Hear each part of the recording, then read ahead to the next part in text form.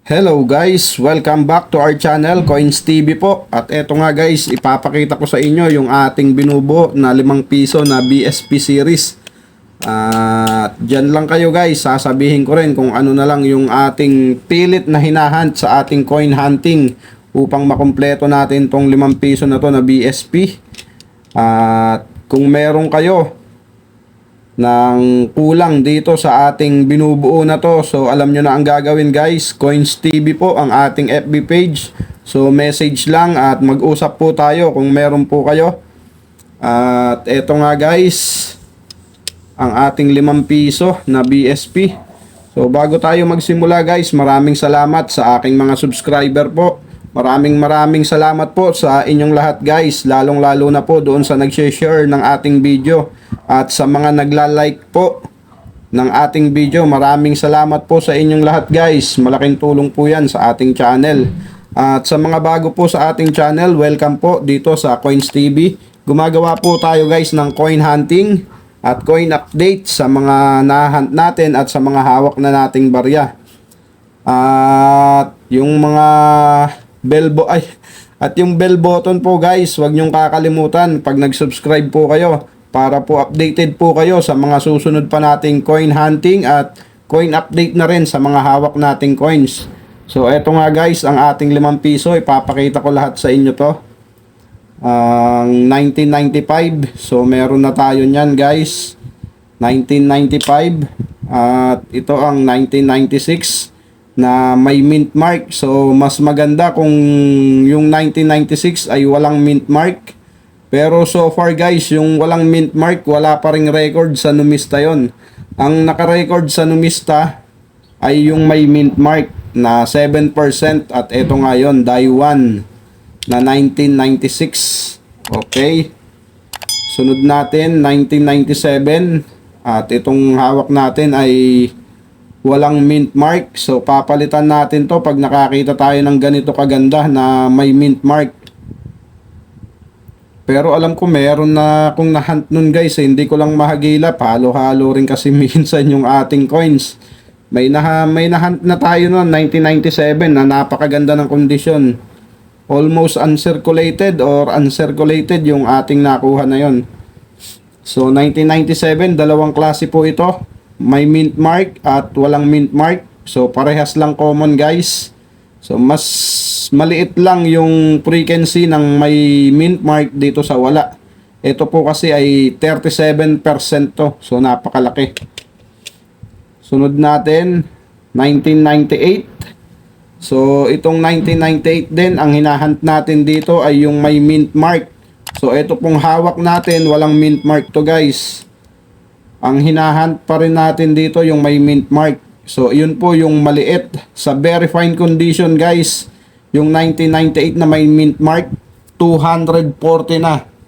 So what if kung ang hawak nyo ay AU condition at uncirculated? So 1.9% lang po ang frequency nun, at parehas lang silang die 1 ng walang mint mark at may mint mark. So ayan. Sunod natin 1999. So isa po to sa mga semi hard to find ng BSP na 5 piso. Ito po ay merong 2% na frequency. So ayan, kaya pag nakakahunt tayo nito sa ating coin hunting, kinukuha natin to. Next natin 2000. So ito pong year 2000 guys, semi hard to find din po ito. At meron lamang po itong 0.8%. So napakaliit guys, at ito ay die 1 din. At kung napapansin nyo, yung ating 2000 ay hindi na ganun kaganda, pero meron tayong nahunt nito na maganda rin. Hindi ko palang napapalitan guys, di ko na asikaso. So kaya maganda rin na makahunt nito sa ating mga coin hunting, yung mga semi hard to find.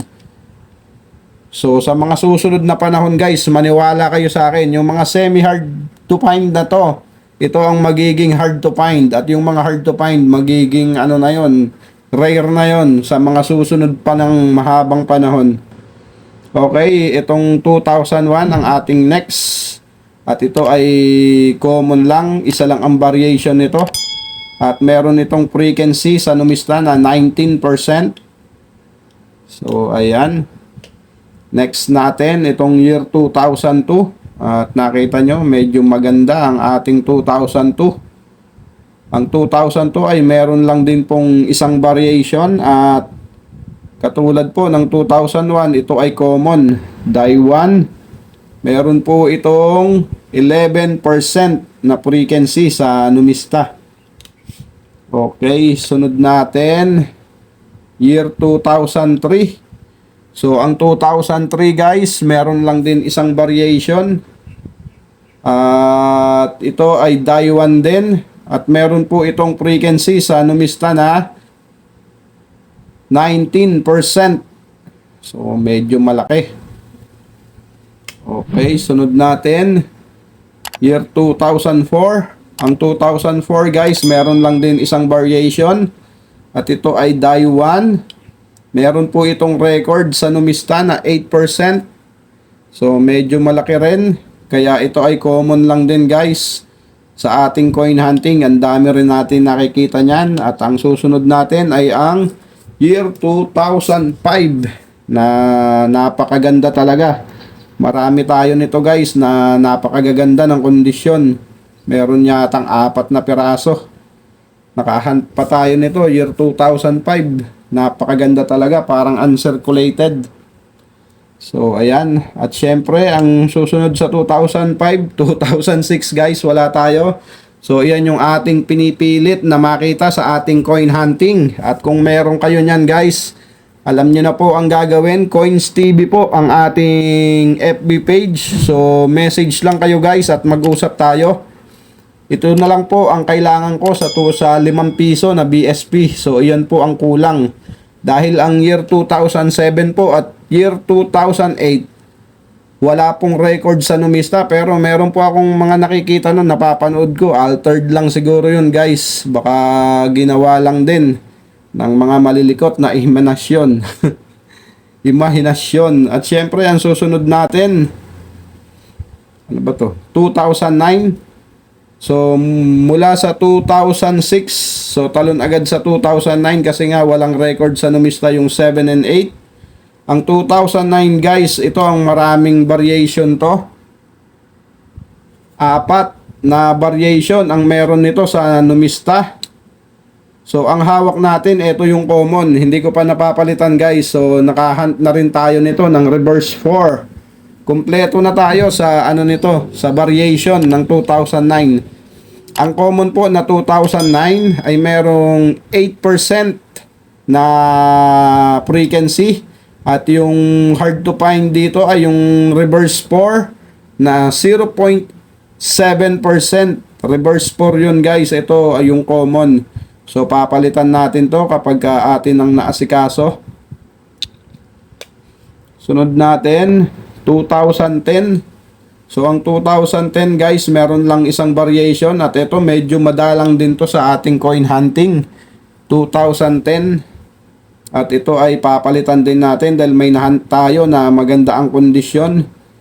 2010 reverse 2. Die 2 to at meron frequency to sa numista na 3%.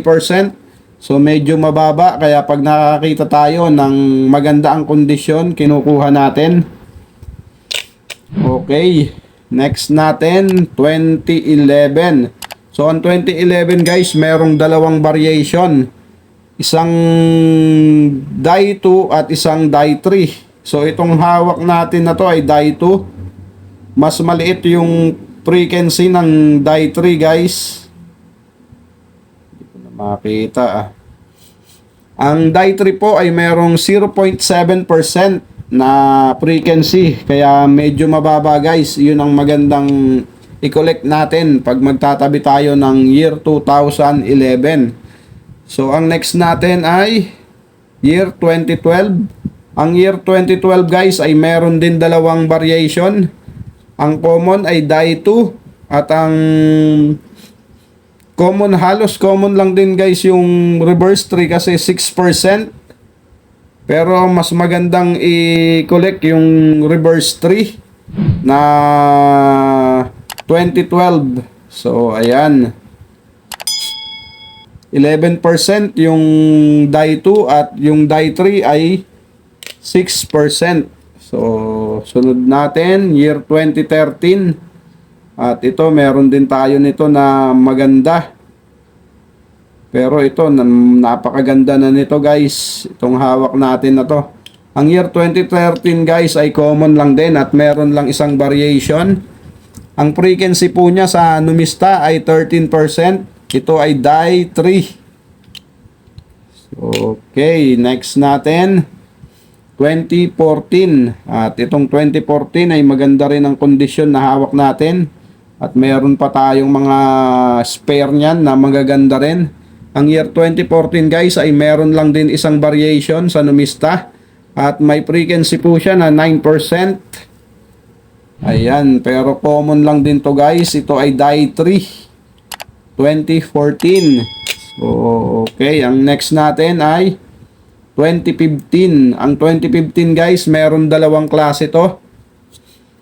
Dalawang variation ang meron ang 2015. Isang die 3 at isang die 2. Ang die 2 po guys, ang maganda natin i-collect dahil yun ay maliit na frequency lang sa Numista. 0.3% yung die 2 na 2015 guys. Ang 2006 na hard to find ay 0.4%. Ito pong 2015 ay 0.3. So mas maliit po ang frequency nito, yung die 2. At yung die 3 naman po, merong record na 6%. So yun yung common. At ang mahirap ay yung die 2. Okay, next natin, 2016.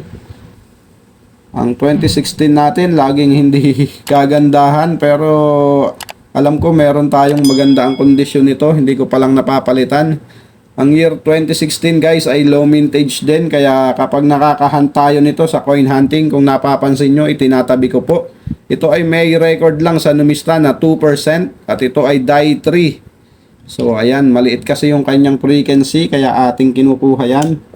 At syempre, ang pinaka-common sa semi-hard to find ng BSP guys, ang year 2017. So napakadami na natin nito guys. Meron na yatang 15 peraso. Meron tayo nito. Dahil sa ating coin hunting, lagi hindi tayo nasisiro dito sa 2017 na to. Laging ang nahunt natin, 2, 4, 4, 2. So hindi bumababa ng 2 yung ating na-hunt nito sa ating coin hunting palagi. So ayan guys, ang aking 5 piso na BSP na binubuo, 2006 na lang ang kulang guys. Pag meron kayo, Coins TV po ang ating FB page. So alam nyo na ang gagawin, message lang po at yung picture para makita natin. At kung bago ka pa nga lang po dito at hindi ka pa po nakasubscribe guys, pasuyo na po ng subscribe button. At paki-like and share po nung ating video guys. Maraming salamat po sa inyong lahat. At yung bell button, huwag nyo pong kakalimutan para updated po kayo sa ating coin hunting series at coin update. Okay guys, maraming salamat po sa inyong lahat. Keep safe always and God bless.